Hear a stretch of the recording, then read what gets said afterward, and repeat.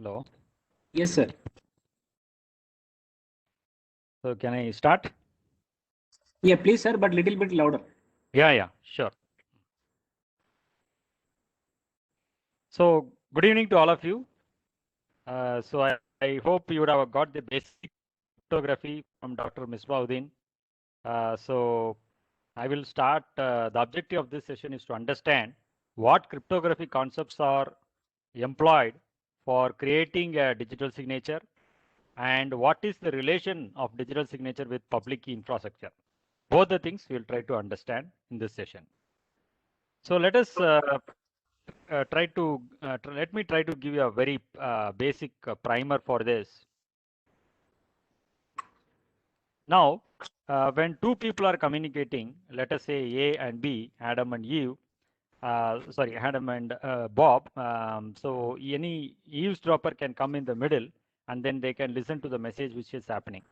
So this is basically called packet sniffing, and this is called a breach of the privacy or secrecy.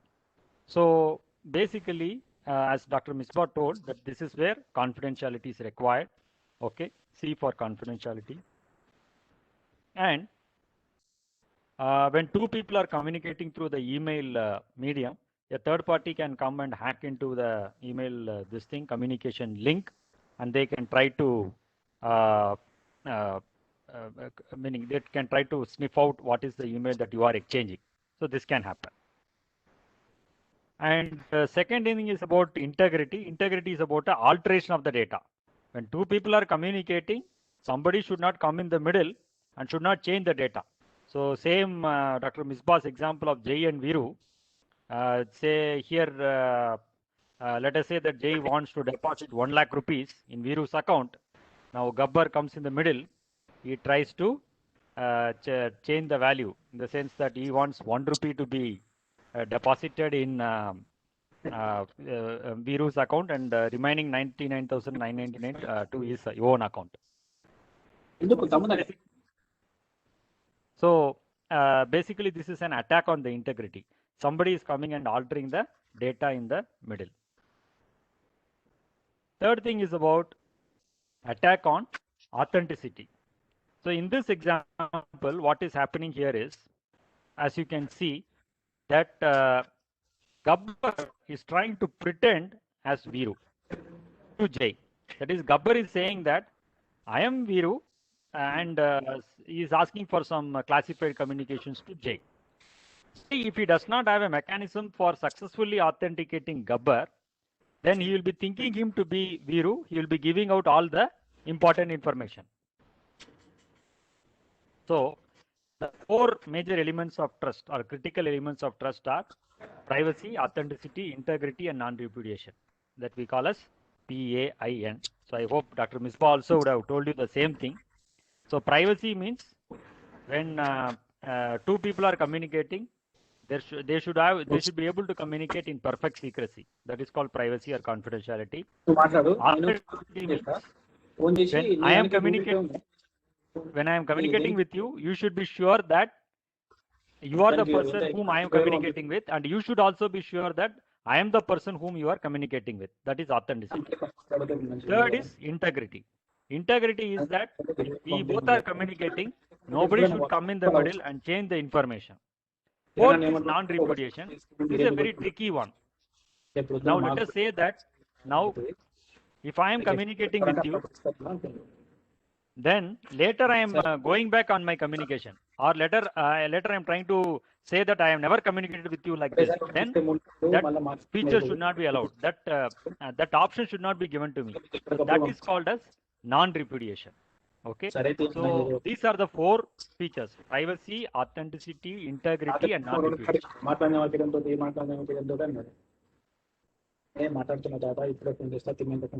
So these four features are, if they are guaranteed, then you can assure the trust. So next is పాత number అన్నకు పంపించి అన్న ఒక urgent 20 ఈ number పంపి Rajesh number అని చెప్తా. ఇక మిగతా రేపు పంపమని చెప్తాడు. ఇక 2:30 రేపు వేస్తాడు అకౌంట్లో. 2:30 వేస్తాడు, 50 వేస్తాడు. ఇప్పుడు అడుగు ఎట్లా పేమెంట్ చేస్తాడు, కొంచెం చూడు సార్ అది. So So now, what is PKI? Public key infrastructure. Public key infrastructure is not a single thing. It is consisting of at least four major components. One is basically the technology component. Technology is what we are using: symmetric key cryptography or asymmetric, meaning asymmetric key cryptography. Then we talk about the standards.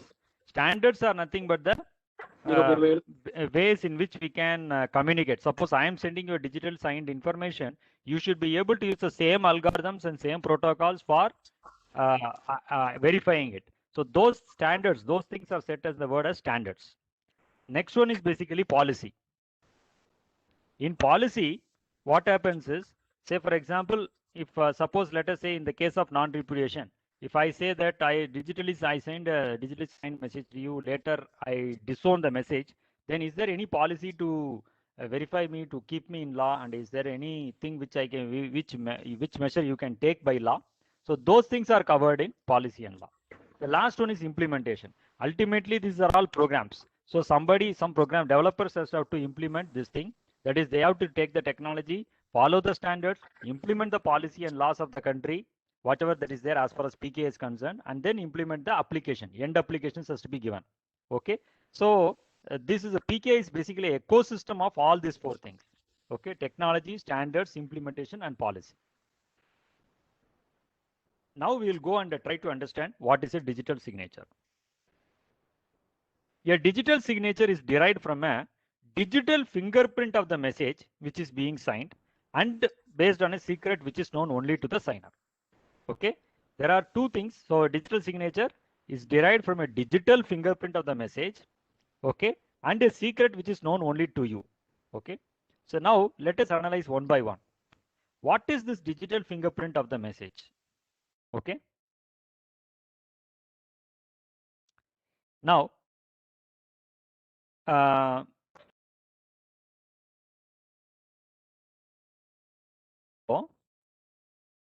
is it okay now? No, it is okay, sir. In between, we lost voice. In between, you are losing my voice. Okay, just give me 1 second. I'll come back. 1 second.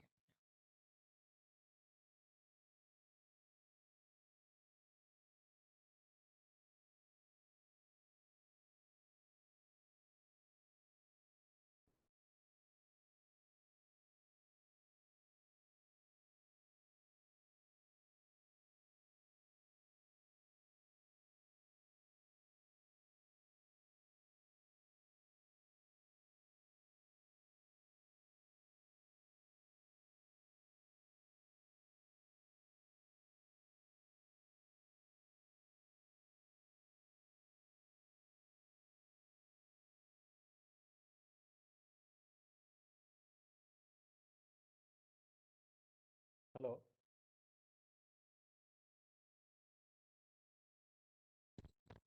Hello. Yes, sir. Yes, sir. We are able to listen your voice. Okay, but are you able to see my slide?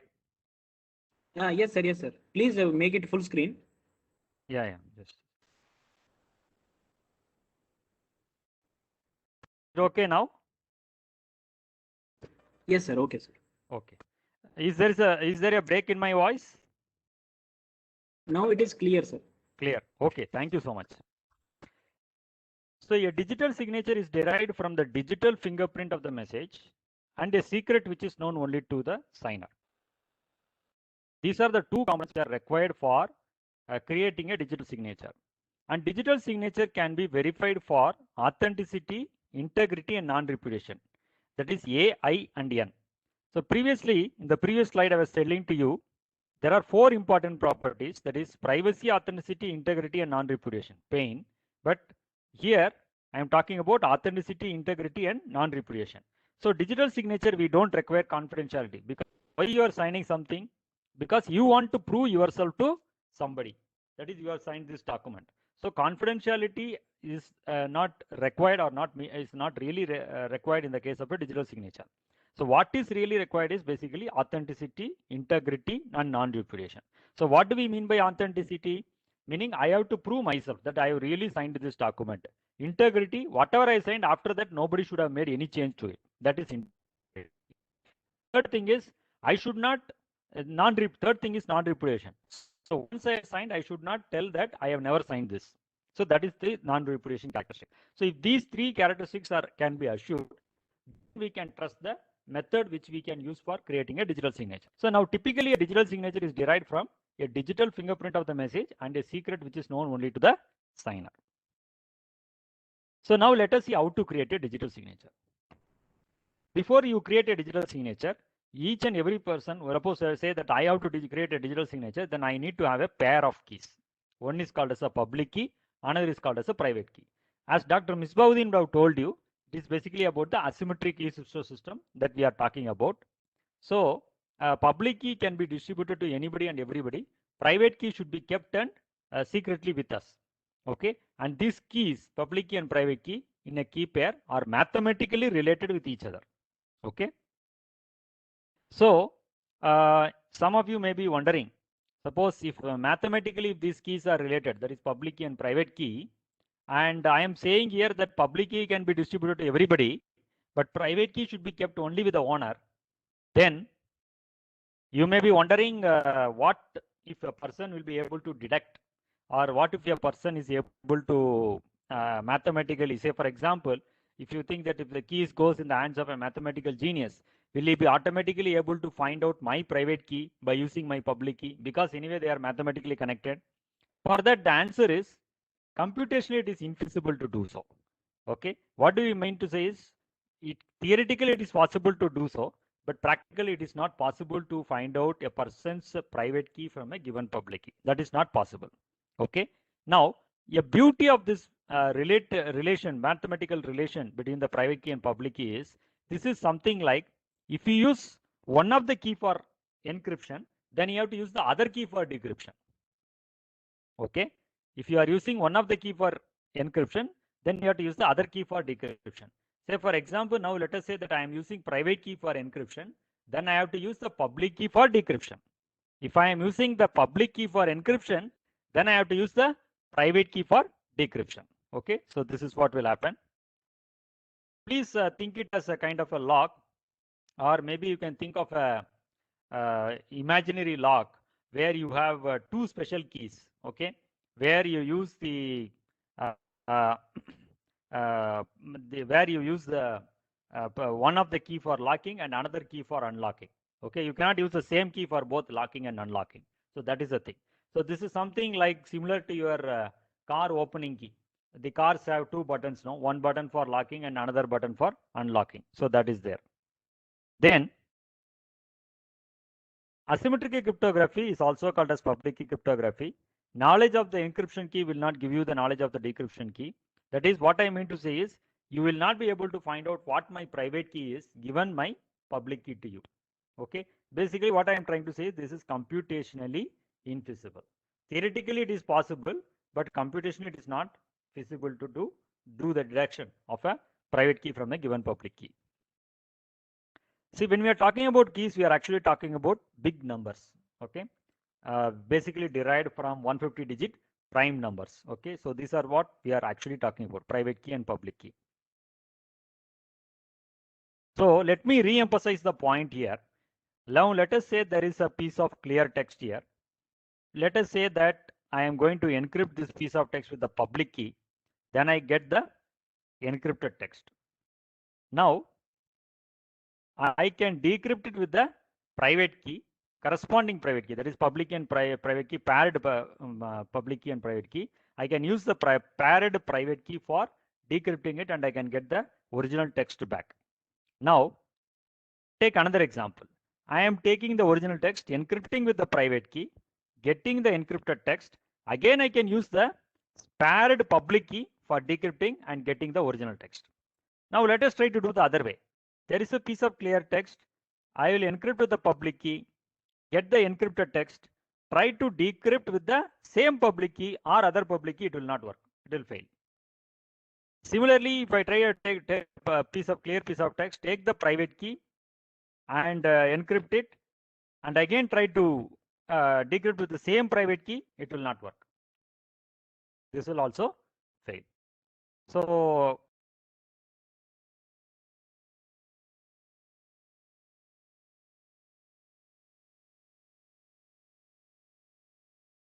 decryption, key for encryption, then you have to use the public key for decryption.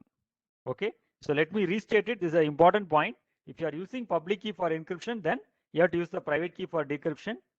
If you are using private key for encryption, then you have to use the public key for decryption. So this is the thing. Is it clear, or is there any questions? I can take it up at this point. Okay. Now the first step is in the process of digital signature creation is we have to create a digital fingerprint of the message. Okay. Now how you can create a digital fingerprint of the message? There is an algorithm called hashing algorithm, cryptographic hashing algorithm, not your data structure hashing algorithm. Here we are having a cryptographic hashing algorithm which will help us to create a digital fingerprint of a given input message. Okay, so this produces a message digest. Okay.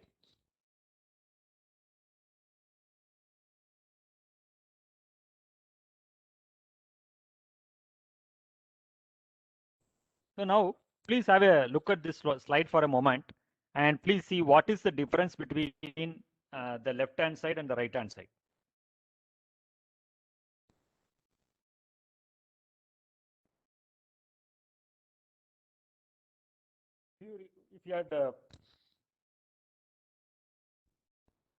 If you had correctly noticed, there is one dot in the right hand side.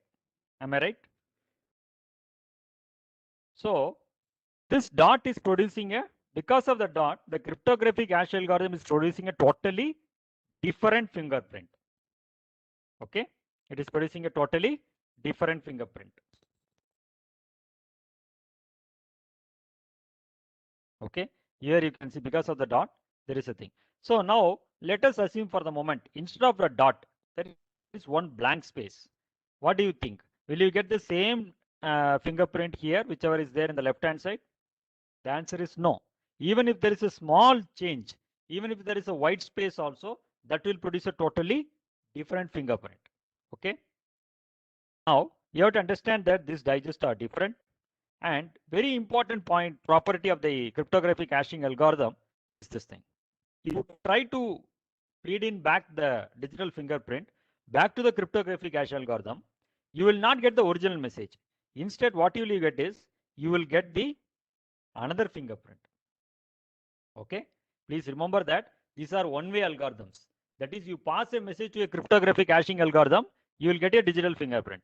And if you try to pass on the same digital fingerprint again to the cryptographic hash algorithm, you will get another fingerprint, not a same original message. So these are all one-way algorithms. And please remember, this is a very important algorithm that we are using on our everyday life. Whenever you are logging into anything, Facebook or Twitter or any Google, any mail systems or anything, your passwords are not directly stored in by the service providers. Instead, what they store is they store the digest of your passwords. And how the digest are generated? By using this cryptographic hashing algorithm only, they generate the digest of the passwords, and then only that is actually stored in the databases. Okay, and please remember that this is a one-way function, and this creates a digital representation or fingerprint, and this produces a fixed size output. Okay, the output is fixed. Very interesting thing is, whatever the size of the input may be, the input can be 1 character, the input can be billions of characters, or it can be even a big movie also. Output is going to be only a fixed size output. Okay, whatever the size of the input, output is going to be only of specified bits. Let us say, for example, 512 bits means 512 bits only. And any small change to the input will produce a totally different digest that we have seen in the previous slide also. So these are the critical properties of a cryptographic hash function. And there are multiple algorithms which are there. And of course, MD5 is now no more meaning no more reliable because it has been broken. Secure hashing algorithm, SHA, is the most reliable and widely used algorithm. So please have a look at this example. Here you can see that different algorithms are producing different output sizes. So any input you give it to a SHA-2, SHA-2 algorithm, it will produce an output of 256 or 5. Any input you give it to a SHA-1 algorithm, it will produce an output of 160 bits. Obviously, the more the size of the output, the more secure and safer the cryptographic algorithms are. There are certain concepts like collision and all those things that I will not get into at this point of time. Okay, so basically, SHA-2 is basically a more secure and reliable algorithm. SHA-3 also has come, but I will stop here. I will not go further into it. Now, let us assume that we have created the fingerprint of the message, that is called, we will call that word as message digest. Now we have to encrypt the message digest with the private key, and that will give us the digital signature. Please note it here, very important thing. We are not encrypting the content of the message that you have typed for digital signature. Instead, what we are doing is, first of all, we are generating a digital fingerprint of the message, and then we are encrypting digital fingerprint of the message with the private key. Okay, so we are not encrypting the message, we are only encrypting the fingerprint of the message. Okay, that produces a digital signature. Okay, so this we have to remember clearly. Okay, message digest encrypted with private key, and that produces a digital signature. Finally, digital signature you can add to the document and it will work. Let me show you in a graphical way in this slide. Now the sender is here, sender is composing message and is creating a digital fingerprint of the message by using the hashing algorithm that produces a message digest. Now we encrypt the message digest with the private key. With his own private key, he will encrypt it. That is the digital signature, and digital signature will get added to the message, and that goes to the receiver. Okay, so this is the process for verification. So now let us say that the message, digitally signed message, has gone to the other person. Now I have received the message along with the digital signature, and then what will happen? What will the person at the other end will be doing is, he has to verify the message whether I am really, he has to verify the message for authenticity, integrity, and non-repudiation. Because as I told you in the beginning of the slide, your digital signature, you have digitally signed it by using this, following the process, that is fine. But how the receiver has to verify? The receiver has to use has to verify the digitally signed document for its authenticity, integrity, and non-repudiation. So how you can verify? Let us see that. So he has received a message like this containing the digital signature. Now what he will do is, he will take the content of this message, that is except for the digital signature, whatever the content of the message, that he will take it and pass it to a cryptographic hashing algorithm that you used. Now let us say that you used SHA-512, then he also has to use the SHA-512. If you are using SHA-1, then he also has to use the SHA-1 algorithm only. So whatever algorithm you used, that same algorithm he also has to use. This is where standards are very important. Okay, now what happens is, so he will create, by using the same cryptographic hash algorithm that he used, he will create a message digest. That is, he will create a digital fingerprint of the message. Okay, and he will keep it aside. Now let us say that this is one left hand side or something like that. Now digital signature component he takes out. Okay, please remember that you have encrypted the digital signature, that is, you have created the digital signature by encrypting the message digest by using your private key. Okay, so now if you want to unlock it, then what you do? You should use the public key, because anything locked with the private key, it should be unlocked by using the corresponding public key. So similarly, now let us say that this is a digital signature that you have received. Now this has to be unlocked by using your public key. So he will use your public key, because public key is shared with everybody. He will get your public key and he will unlock it with this thing. Okay, so if he unlocks his digital signature by using your public key, he will get a fingerprint of the message that you created. Please note, message digest that you have created. Okay, see, please remember that this message digest itself, you know, that is very unique. Any small change in input will produce a totally different output. Okay, now what happens is, this you have got a digital fingerprint of the message, that is the message digest, and now you have encrypted it with using your private key. If you are encrypting with the private key, then I can use your public key for unlocking it and getting the value what you have encrypted. So I will get the digest that you have calculated. Now, what will happen is if both these message digest are equal, okay, both these message digest are equal, then what will happen is this message has really come from you. That is number one, because we have used your public key for verification. That is called authenticity. Number two, integrity is maintained because any small change, the hashing algorithm will capture it. So if both the messages are really equivalent, that means the message has not been tampered. The message has come fully intact to the receiver. Therefore, the integrity has been assured. Okay. Third thing is non-repudiation. I'll come to that a moment later. So authenticity and integrity are assured by this process. Okay, now let me again graphically illustrate this thing. There is a receiver who has received the message plus digital signature. Now what happens is he sends the message to the cryptographic hashing algorithm and he gets the digest and keeps it aside. Next is basically digital signature.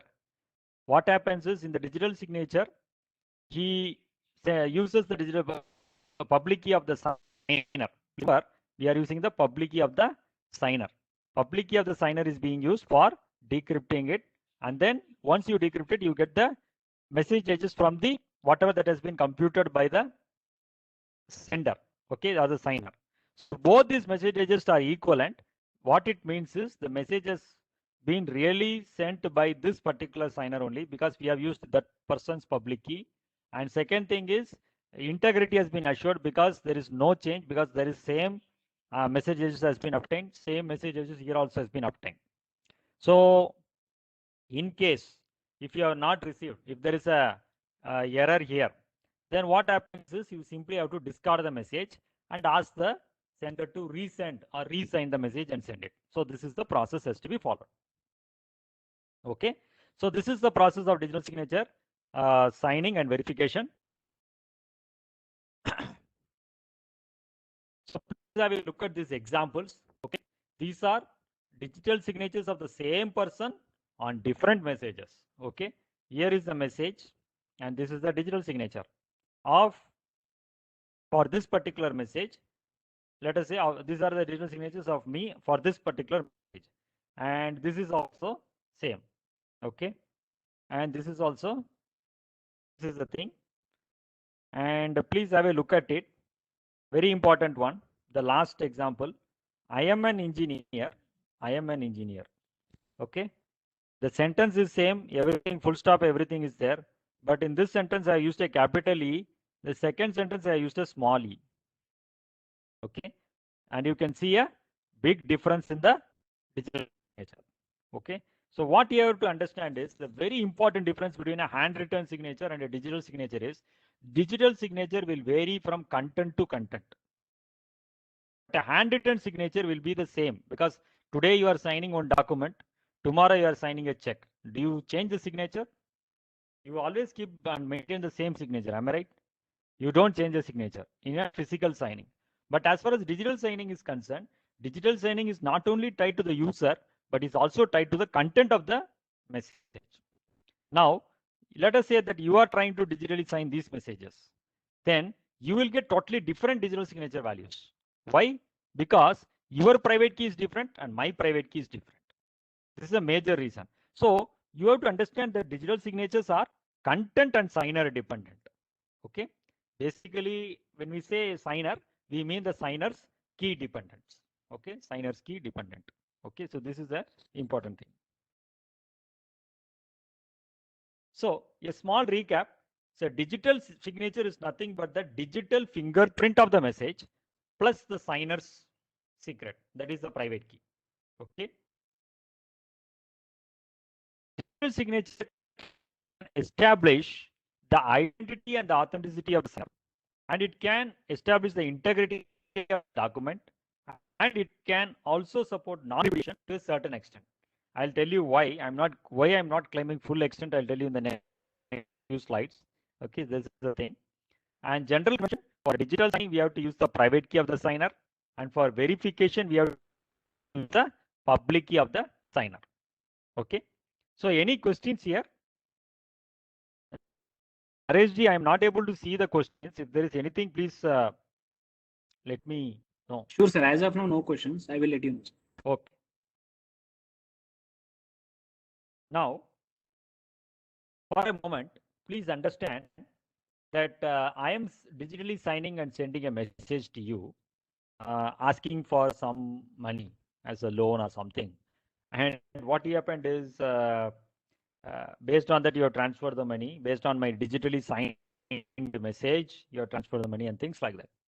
And now later, you are coming back to me and asking me for the money back, and I am saying that no, I have never asked you anything.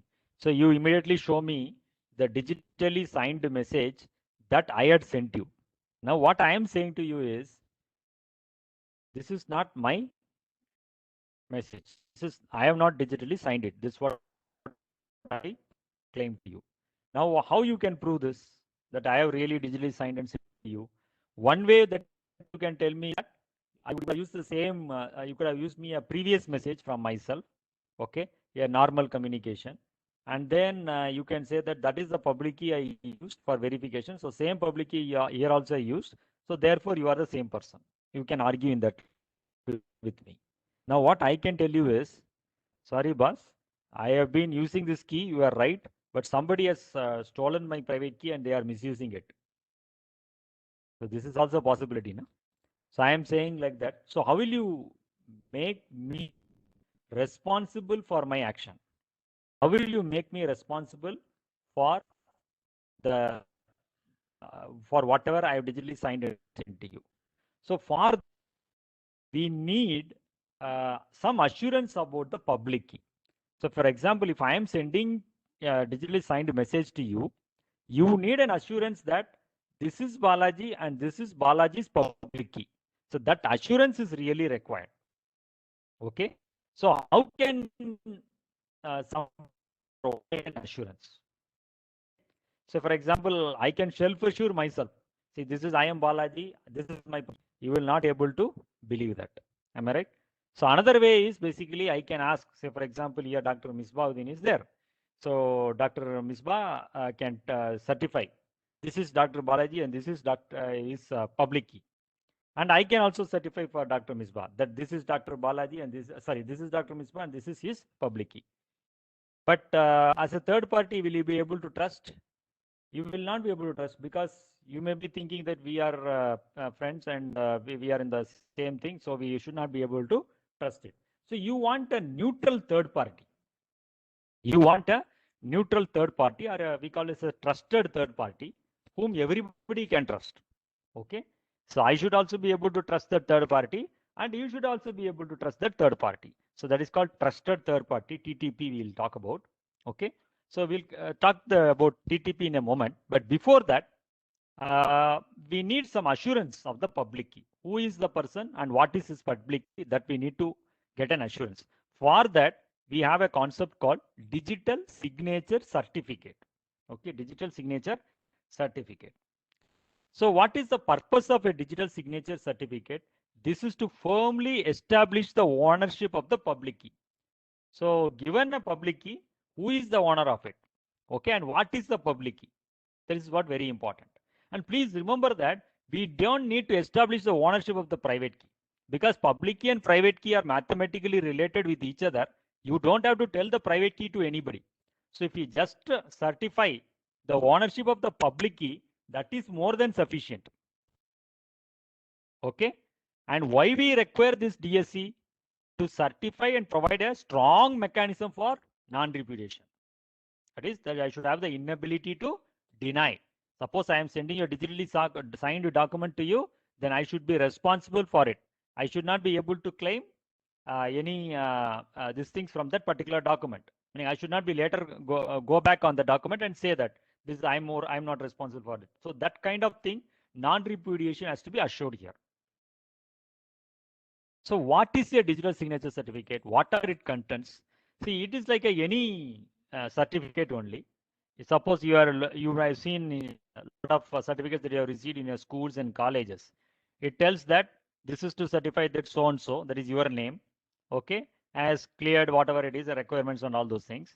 And it will be digital, it will be signed by the issuer of the certificate. Whoever is issuing in a university means the certificate is issued by the registrar. So he will put the seal and his signature in the certificate. So similarly, here in the digital signature certificate, this is an electronic document which is used to prove the ownership of a public key. Okay, this will contain the identity of the owner and information about the key and the person's public key. Okay, and finally, the issuer of the digital signature certificate, they will also digitally sign it, because and we can verify that. Okay, so now I said that we need a trusted third party to issue a digital signature certificate. So here the trusted third party is a certifying authority. We call in the terms of certifying authority. CA here means not chartered accountant. CA means certifying authority. What is the purpose of the certifying authority, or what is the role that the certifying authority will be playing? He is the trusted third party, that is TTP, and say for example, he will verify the credentials of the person who is requesting for a digital signature certificate. Now let us say that I am Balaji, then the certifying authority, whoever is issuing the certificate, should have to verify whether I am really Balaji or not. So for that, he will be asking me my PAN card, my voter ID card, or whatever it is. Based on some documentary proof, he will come and verify me, and then he will certify, yes, this is Balaji. And then he will issue a certificate to me. Okay, this is Balaji, and this is the public key of Mr. Balaji. That certificate he will issue to me. And then revocation of certificate. This is very important. Now, let us say that I have taken a certificate, I have digitally signed documents, everything is fine. But one fine day, I feel that my private key has been misused by somebody, or somebody has stolen it, or whatever it is. Then what to do? I should call immediately the certifying authority, this trusted third party, and ask him to revoke the certificate. Okay, this is something like, see, you lose your mobile phone, then what you do? You call the SIM operator, that is whatever the SIM operator, and ask him to block the SIM. Or if you are losing your ATM card, then you call the bank and ask them to block the card. Similarly, if you lose your crypto token, you have to call the certifying authority and ask them to block the token. Okay, so this is the thing. And then not only that, so now let us say that this is from your end, but a person who wants to verify the digital signature of a document, then he also has to know whether the certificate has been valid or the certificate has been revoked. Okay, for that, the certifying authority has to maintain a CRL. Okay, he has to maintain a certificate revocation list. CRL means certificate revocation list, so that he has to generate and upload it, so that he has to maintain it. So now please have a look at this example. This is a sample certificate given to me way long ago. So you can see the certificate issued to Rajendran Balaji, issued by NIC sub-CA, validity from 2014 to 16, and serial number of the certificate is here. What are the algorithms which are there for this certificate, and what is the public key? Okay, public key. You can see subject as Rajendran Balaji, Karnataka, etc. This is my public key here. Okay, so this is the certificate which has been issued to me by NIC during that period. Now, question is, who are the trusted third parties in India? Okay, can we trust anybody as a trusted third party in India? Is the question that might come to you now. So as far as India is concerned, India is a very well established hierarchical structure, and India in the year 2000 itself, this has been made legal. Okay, digital signatures have been made legal. So in the year 2000, India set up the CCA, that is Controller of Certifying Authorities. Okay, whose job is to regulate the trusted third parties. See, anybody can become a trusted third party, but for regulating them, India has established an organization called Certifying Authority, that is Controller of Certifying Authority, CCA. So this is the logo and name of the organization, which you can see in the left hand corner, red color.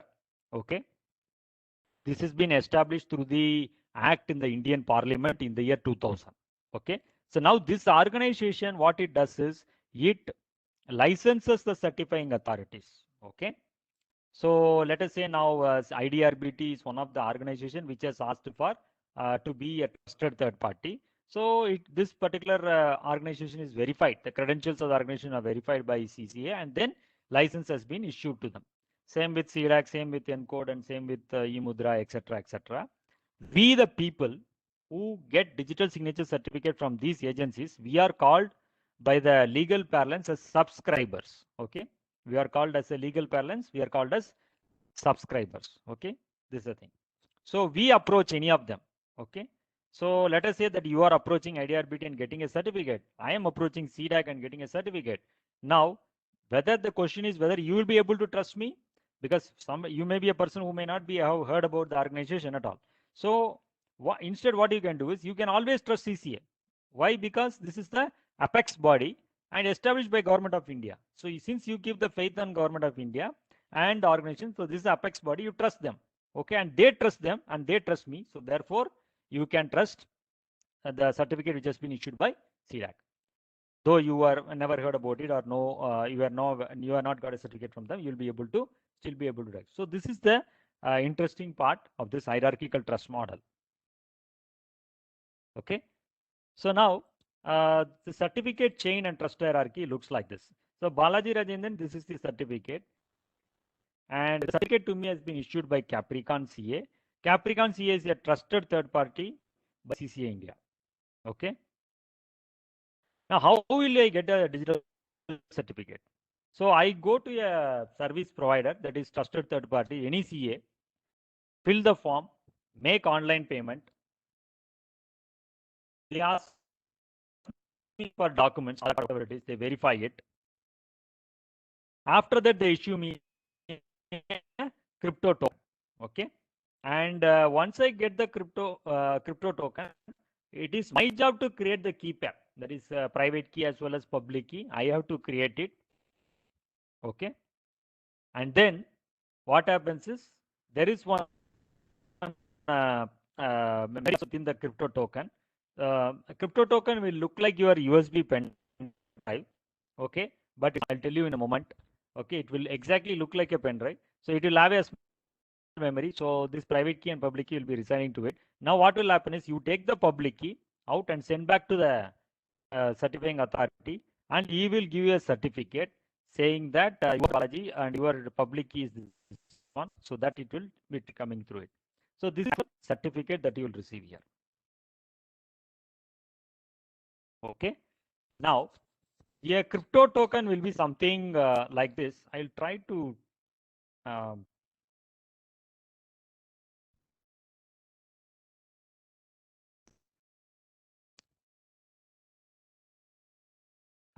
I turned on my video and just showing the crypto token. This is the crypto token which you are seeing. Okay, this looks like a pen drive only, but it is not a pen drive. Okay, so it contains a cryptographic coprocessor with the USB interface. Okay, this contains a cryptographic coprocessor. What do you mean by a coprocessor? It will work with the microprocessor of your system. Okay, so it contains a cryptographic coprocessor with the USB. Okay, so keys are generated in a token. Okay, and key is highly secured as it does not leave the token. So what does that mean? Your private key will never leave the token. Okay, it will be inside the token. And this is a highly portable and machine independent. So what does that mean, highly portable and machine independent? So I can put in my machine or any machine which is having a USB socket. Okay, and this is a FIPS 142 compliant, tamper resistant. So what does that mean here? I just want to tell you. So if you break open this crypto token, you will get see something like this. The chip which is storing the private key is inside this black seal. So if I try to break this black seal, automatically the chip also will get damaged. So this is basically called as tamper resistant, and this is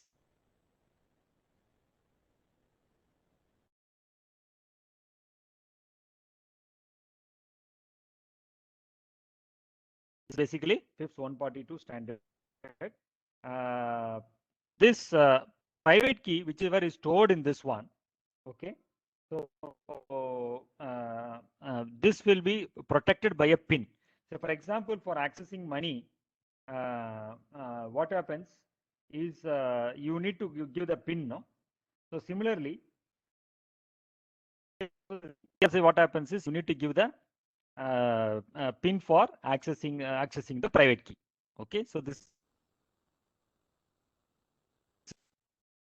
So there are multiple certificate classes. Okay, class 2 certificate is issued for meaning right now we are not actually using class 1, class 2 and 3 only.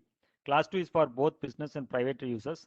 Class 3 is the highest level of assurance. They not only check for the existence of the person, but also check for the existence of the organization and verify that, and then they give you a signing certificate. Types of certificates. Right now we are talking only about digital signature certificate. This is issued to a person for signing of electronic documents. Then we also have something called as a encryption certificate. Okay, this is issued to a person for the purpose of encrypting documents. Okay, Dr. Misbahudin explained in the previous session that for encryption, what happens? I have to use the receiver's public key and encrypt it. Now let us say that I am encrypting, I am using your public key and sending a document, encrypted document to you. How will you verify? You have to use your private key for unlocking. For that also you have something called as a encryption certificate, which you can use it. Then third one is a very important thing, SSL certificate or a TLS certificate. This is where whenever you are typing HTTPS in the browser, that is basically called as the SSL certificate. And this is issued to a domain name. Okay. Say for example, cdac.in, onlinespa.com. So this is issued to a domain name. And that domain name can be used by web servers also, email servers also. So they can be used for this thing. So SSL certificate and TLS, these are the major three types of certificates that we can see in the system, PKI system. So these are file names, extensions which will come there. And next is certificate lifecycle management. So basically, you have to understand that your digital signature certificate cannot be used ever, because we are talking about keys, and keys are ultimately numbers, and numbers require computation. Computation, you know that the computing power are always been increasing. The sizes of the key also has to be keep on be increasing to beat the attackers and hackers. So your certificate is typically valid only for a period of 2 years, and after that you have to take a new digital certificate. Okay, so that is the thing. And you can use the digitally crypto token till if you are until the keys has to be changed, or till your certificate has been revoked or expired. Or revocation can happen in 2 times. Either one, you can call yourself and tell that your certificate, your private key has been lost and therefore it has been revoked. Some cases are like the certifying authority itself will revoke your certificate for some reason. Say you may think that you have faked. Say for example, I am claiming myself to be Virat Kohli and trying to get one certificate. So later they find out that I have no relation and I am not Virat Kohli. So obviously they have to revoke my certificate. So that kind of sort of things also can happen. So revocation can happen in such cases also. So what is the CRL? I just want to tell you about certificate revocation list. This is a list maintained by the certifying authority. So that will contain the list of the serial number of the certificate, which has been revoked. While showing the certificate, I showed you the there is a serial number for every certificate. So that list CRL will contain the serial number of the certificate which has been revoked. Okay. So why they have been revoked? Because if the keys are compromised and the user reports the CA, this is also can happen. Or the CA discovers that you are given some false information to obtain the certificate, then also it will this thing. So the CRL list is updated 2 times in a day. So this is a very important thing. So generally what happens is, now let us say that you got your certificate revoked at 11:50 and 12 o'clock is what every day they will update, then no problem. Or if let us say that 6 o'clock is what the update time is, then basically the person has to, whoever is verifying, then he may have to typically wait for the updated thing. So this is basically typically the guideline is they have to do minimum 2 days, or whenever there is an information for updating the CRL list, that has to be done by the certifying authority. And please remember that there is an Pakka online system which is available in India also for verifying the CRL list. So I'll just show you a demo where you can understand how it is happening. So there are multiple, if you are receiving a digitally signed document, it is not only your responsibility to verify the digital signature, but you also have to verify the certificate also. Whether the certificate whether the certificate is valid or not, whether it is expired or not, that you have to check. Second thing is you have to check whether the digital signature in the certificate whoever has issued, that party is a trustable party or not. That also you have to verify. If you are not able to verify the trustworthiness of the issuer of the certificate, then you have to go one level above. For example, you is Capricorn. So then I am, let us say that I am showing a digital certificate which has been issued by Capricorn. You don't know who is Capricorn. Okay. So now you go and check the certificate of Capricorn CA, and then you see whether they are valid or not. Then further, if Capricorn will have a certificate which is be issued by the CCA. CCA is apex body in India. They will also have one certificate, but that will be a self-signed certificate. Okay, so this is because they are themselves are the root, so they themselves will be having a self-signed certificate. So that is the thing. So this is how the hierarchical structure you have to trust it. Then third thing is validity of the certificate. Last one is revocation. Then you have to also go to the revocation list, that is CRL, and see whether my certificate serial number is listed there. If my serial number is listed there, then you should not trust to my digital signature. You should ask me to sign with another this thing and send it. Okay, because that my certificate has been revoked, so therefore you should not trust it. Then format and many other things are there, which but these are the essential things. And please remember that you have to keep your digital security tokens very safe. Okay, and any loss in the tokens, you have to immediately report it and seek for revocation. And if you have any doubts that your private key has been compromised, you inform your CA. And please remember that this cannot prevent you from all the attacks. It can only assure you trust, that is assure you authenticity, integrity, non-repudiation, and confidentiality. That's all. Okay, it cannot prevent you from virus getting downloaded into the system, or it cannot prevent you from malware or ransomware attacks, nothing. Okay, please remember that. So these are the major points. Now, if there are not any questions, I'll directly go to the demo. Naresh ji?